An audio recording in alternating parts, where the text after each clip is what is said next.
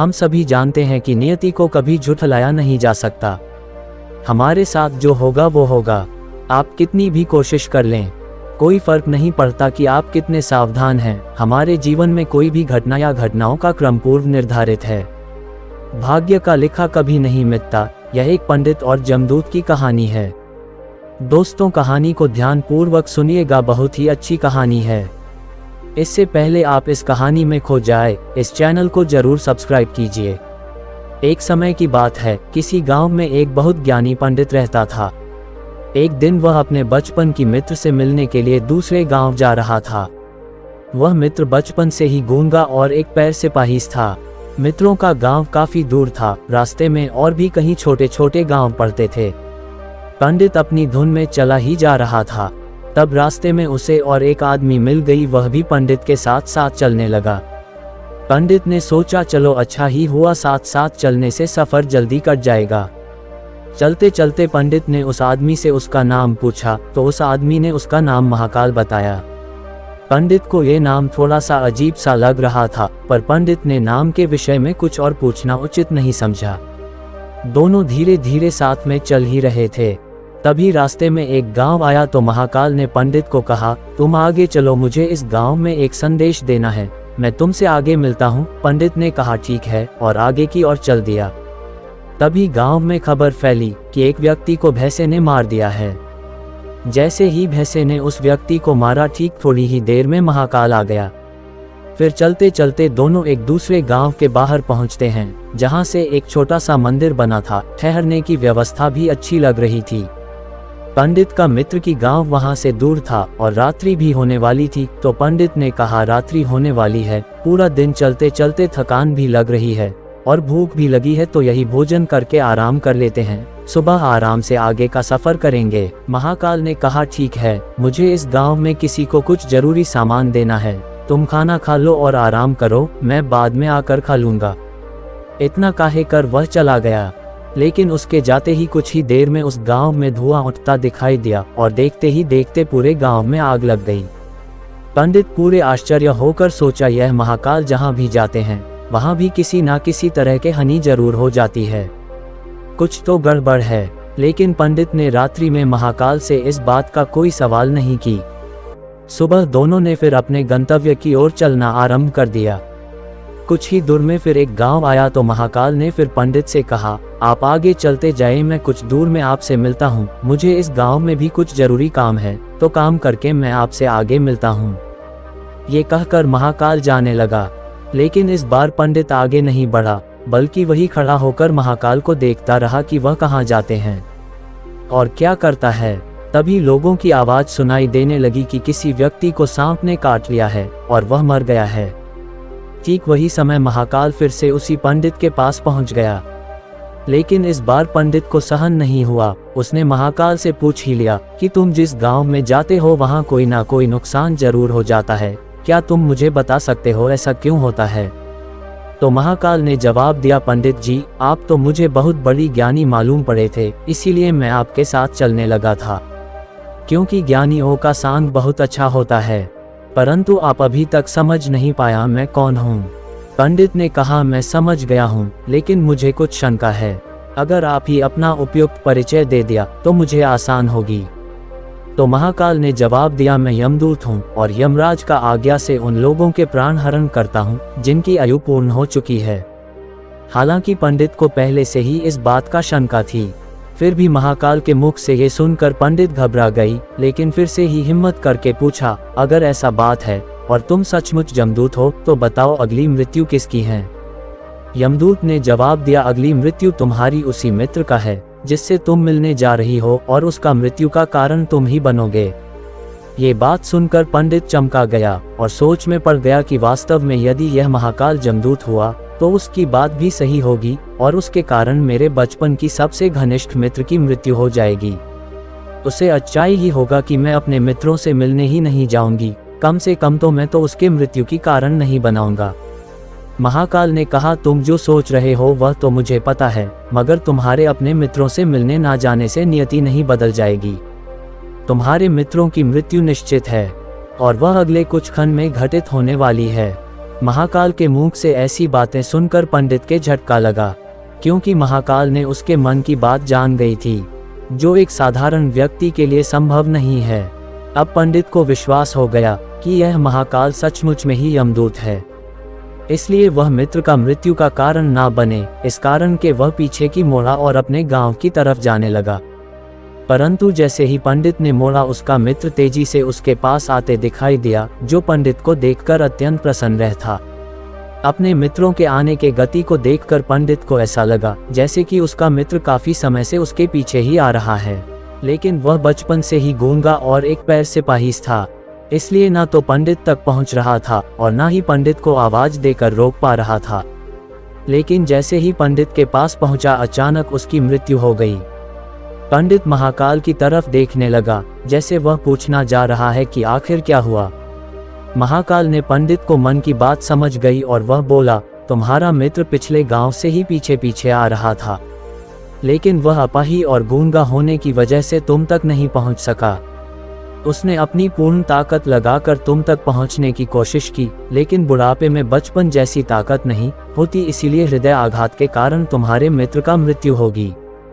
क्योंकि वह तुमसे मिलने के लिए, वह अपनी सीमाओं को पार करके तुमसे मिलने के लिए पीछे पीछे भाग रहा था, इसलिए अपनी मित्रों की मृत्यु का कारण तुम ही बने। अब पंडित को विश्वास हो चुका था कि सचमुच में महाकाल जमदूत है और उसका कार्य जीवों को प्राण हरण करना है। पंडित एक ज्ञानी व्यक्ति था, इसलिए ये भी जानता था कि मृत्यु किसी का बस में नहीं चलता, सभी जीवों को एक ना एक दिन तो मरना ही है। यही सोचकर उसने अपनी आप को संभाल लिया। लेकिन अचानक पंडित के मन में खुद के मृत्यु के बारे में जानने की इच्छा हुई, इसलिए उसने महाकाल से कहा, जब मृत्यु मेरे मित्र की होनी थी तो तुम शुरू से ही मेरे साथ क्यों चल रहे थे। महाकाल ने जवाब दिया, मैं तो सभी के साथ चलता हूँ, लेकिन लोग पहचानता नहीं, क्योंकि लोगों के पास अपनी समस्याओं के अलावा किसी और व्यक्ति, वस्तु या घटनाओं के सोचने समझने के समय ही नहीं होता। तो पंडित ने कहा, क्या तुम बता सकते हो मेरी मृत्यु कब और कैसी होगी। तो महाकाल ने कहा, हालांकि किसी सामान्य जीव को यह जानना उपयुक्त नहीं है, क्योंकि कोई भी जीव अपनी मृत्यु के बारे में जानकर दुखी ही होता है, लेकिन तुम ज्ञानी व्यक्ति प्रतीत होते हो और अपने मित्रों को मृत्यु का जितने आसानी से सहन कर लिया है, उसे देखकर लगता है तुम अपने मृत्यु के बारे में जानकर भी दुखी नहीं होगी। तो तुम्हारी मृत्यु आज से ठीक 6 महीने बाद आज के ही दिन किसी दूसरे राज्य में फांसी लगने से होगी। और सबसे आश्चर्य की बात यह होगी कि तुम स्वयं खुशी से फांसी को शिकार कर लूंगे। इतना काहे कर महाकाल जाने लगा, क्योंकि महाकाल के पास पंडित के साथ चलते रहने का अब कोई कारण नहीं था। पंडित भी अपनी मित्र के यथाशक्ति कर्मकांड करके अपने गांव चला गया। लेकिन कोई व्यक्ति कितना भी ज्ञानी क्यों ना हो, अपनी मृत्यु की बात जानकार व्यतीत तो होता ही है, और मृत्यु से बचने के लिए कुछ ना कुछ करता ही है, जो पंडित ने भी किया। क्योंकि पंडित विद्वान था, इसलिए उसकी ख्याति उसके राज्यों के राजा तक थी।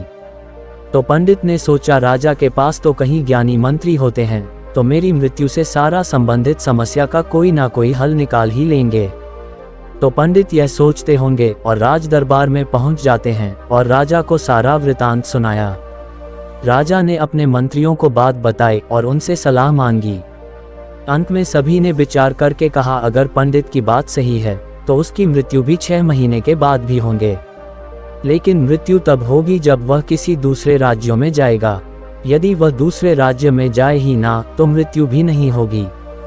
मंत्रियों को यह सलाह राजा को उपयुक्त लगा, तो पंडित की रहने की व्यवस्था महल में कर दी गई। राजा के आदेश के बिना उस पंडित से किसी को भी मिलने नहीं दिया जाता था, लेकिन पंडित कहीं भी आ जा सकते थे, ताकि यह ना लगे कि वह राजा के कैदी में हैं। परंतु पंडित डर के मारे स्वयं ही कहीं आता जाता नहीं था। धीरे धीरे पंडित की मृत्यु समय नजदीक आने लगा और वह भी दिन आ गया जब पंडित की मृत्यु होनी थी। तो जिस दिन पंडित की मृत्यु होने वाली, तो पंडित डर के मारे उस दिन जल्दी ही सो गया, ताकि जल्दी से वह रात बीत जाए और अगला दिन आ जाए तो मृत्यु टल सके। लेकिन पंडित को स्वयं नींद में चलने की बीमारी थी और उस बीमारी के बारे में वह स्वयं भी नहीं जानता था। राजा या किसी वैद्य को इसी बीमारी के बारे में बताने की तो प्रश्न ही नहीं उठता। पंडित अपनी मृत्यु को लेकर बहुत चिंतित था, और नींद में चलने की बीमारी तभी आती है जब नींद ठीक तरह से ना हो पा रही हो। तो उसी रात पंडित को नींद में चलने का धरा पड़ा। वह उठा और महल से निकलकर अस्ताबल में गया। पंडित राजा का खास मेहमान था, इसलिए किसी पहरेदार ने भी नहीं रुका और ना ही किसी तरह की सवाल किया। अस्ताबल में पहुंचकर वह सबसे तेज वाले घोड़े के पीठ में सवार होकर नींद में ही राज्य की सीमा के बाहर किसी दूसरे राज्य में चला गया। इतना ही नहीं, वह दूसरे राज्य की राजा के महल में पहुंच गई और उस महल के पहरेदार ने भी उसे नहीं रोका और ना ही कोई सवाल किया। सभी लोग रात की अंतिम प्रहर होने के कारण नींद में थी। पंडित सीधे राजा के शयन कक्ष में पहुंच गया, जहां राजा और रानी सो रहे थे। वही पंडित भी जाकर लेट गया। सुबह हुई तो राजा ने पंडित को रानी के बगल में सोया हुआ देखा, जिससे राजा बहुत क्रोधित हुआ और पंडित को गिरफ्तार कर लिया गया। पंडित को तो कुछ समझ में ही नहीं आ रहा था कि आखिर दूसरे राज्य में और राजा के शयन कक्ष में कैसे पहुंच गया। लेकिन वह ये सब सुनने वाला कौन है? राजा ने पंडित को राज दरबार में हाजिर करने में हुक्म दिया। उस समय बाद पंडित को दरबार में लिया गया। कुछ समय बाद राजा का दरबार लगा, जहां राजा ने पंडित को देखा और देखते ही इतना क्रोधित हुआ कि पंडित को फांसी पर चढ़ा देने के आदेश दे दिया। फांसी की सजा सुनकर पंडित कँप गया। फिर भी कुछ हिम्मत कर राजा से कहा, महाराज, मैं नहीं जानता कि राजमहल में कैसे पहुंचा। मैं ये भी नहीं जानता हूँ कि आपके शयन कक्ष से कैसे आया और अपने राज्य के किसी पहरेदार ने रुका क्यों नहीं। लेकिन मैं इतना जानता हूँ कि आज मेरी मृत्यु होने वाली थी और होने भी जा रही थी। राजा को यह बात थोड़ी अजीब सी लगी। उसने पूछा, तुम्हें कैसे पता कि आज तुम्हारी मृत्यु होने वाली है? क्या कहना चाहते हो? राजा के इस सवाल के जवाब में पंडित ने पिछले 6 महीने की कहानी बता दी। और महाराज, मेरा क्या, किसी भी सामान्य व्यक्ति ने इतना साहस नहीं है कि वह राजा के शयन कक्ष में राजा के उपस्थिति में रानी के पास सो जाए। राजा को पंडित की बात थोड़ा शक लगी, परंतु उसने सोचा कि यह मृत्यु से बचने के लिए महाकाल और अपनी मृत्यु की भविष्यवाणी का बहाना बना रहा है। इसीलिए राजा ने पंडित से कहा, ये तुम्हारी बात सत्य है और आज तुम्हारी मृत्यु का दिन है। जैसा कि महाकाल ने तुमसे कहा था, तो तुम्हारी मृत्यु कारण मैं नहीं बनाऊंगा। लेकिन अगर बात झूठी निकली तो निश्चित ही आज तुम्हारी मृत्यु का दिन होगा, क्योंकि परसी राज्य का राजा उसका मित्र था। उसने तुरंत सिपाही के हाथ दूसरे राज्यों का राजा को पत्र भेजा और पंडित के बात की सत्यता की प्रमाण मांगा। शाम तक भेजे गए सैनिक लौट आया और उन्होंने बताया कि महाराज, पंडित जो कह रहा है वह पूर्ण सत्य है। दूसरे राज्यों की राजा ने पंडित को रहने के लिए आपने ही महल में संपूर्ण व्यवस्था कर रखी थी और पिछले 6 महीने से पंडित राजा का मेहमान था। कल राजा अंतिम बार इसके शयन कक्ष में मिले थे और इसके बाद ये इन राज्य में कैसे पहुंच गया, इसकी जानकारी किसी को भी नहीं है। इसलिए उस राज्य की राजा के अनुसार पंडित को फांसी की सजा देना उचित ही नहीं है। लेकिन राजा के लिए एक नई समस्या आ गई, क्योंकि उसने बिना कुछ जाने ही पंडित को फांसी की सजा सुना दिया। इसलिए पंडित को फांसी ना दी जाए तो राजा कथा का अपमान हो जाएगा, और अगर राजा के द्वारा सजा दी गई कथा मान रखा जाए तो पंडित की बिना वजह मृत्यु हो जाए। राजा को अपनी सभी मंत्रियों से इस बात पर चर्चा की। सभी मंत्रियों ने सलाह दिया कि महाराज, पंडित को एक कच्चे सूत से फांसी गवा दी। इससे आपके कथा की मन राख जाएगा और कच्चे सूत के धागे से पंडित को फांसी नहीं लगेगी और उसके प्राण बच जाएंगे। राजा को ये सलाह अच्छा लगी। उसने ऐसा ही आदेश सुना दिया। पंडित के लिए एक कच्चे धागे की सूत का फांसी का फंडा बनाया गया और नियमों के अनुसार पंडित को फांसी पर चढ़ाया जाने लगा। सभी लोग खुश थे कि ना तो पंडित मरेगा और ना ही राजा का वचन झूठा पड़ेगा। पंडित को भी विश्वास था कि सूत के धागे से तो उसकी मृत्यु हो ही नहीं सकती, इसलिए वह भी खुशी खुशी फांसी पर चढ़ने तैयार था, जैसा कि महाकाल ने उससे कहा था। लेकिन जैसे ही पंडित को फांसी दे दिया, सूत का धागा तो टूट गया, लेकिन टूटने से पहले उसने अपना काम कर दिया था। पंडित के गले की नाली सूत के धागे से काट चुकी थी और पंडित जमीन पर पड़ के तड़प रहा था। हर धड़कन से साथ उसके गले से खून की फुयारा निकल रही थी और देखते ही देखते पंडित का शरीर पूरी तरह से शांत हो गया। सभी लोग आश्चर्यचकित होकर पंडित को मरते देख रहे थे। किसी को विश्वास ही नहीं हो रहा था कि इस कमजोर धागे से किसी के मृत्यु हो सकता है। लेकिन घटना घट चुकी थी। नियति अपना काम कर दिया। जो होना होता है वह होकर ही है।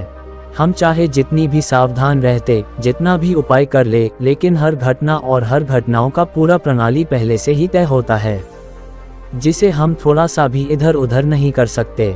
इसलिए ईश्वर ने हमें भविष्य जाने की क्षमता नहीं दी है, ताकि हम अपने जीवन को ज़्यादा बेहतर तरीके से जी सके।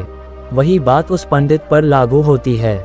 यदि पंडित ने महाकाल से अपने मृत्यु के बारे ना पूछता होता तो राजा के कैदी में रहकर डर डर के जीने के बजाय ज़्यादा बेहतर जिंदगी जीता सकता। तो दोस्तों, ये कहानी आपको कैसे लगा कमेंट करके ज़रूर बताएं और इस तरह कहानी सुनने के लिए इस चैनल को ज़रूर सब्सक्राइब कीजिए।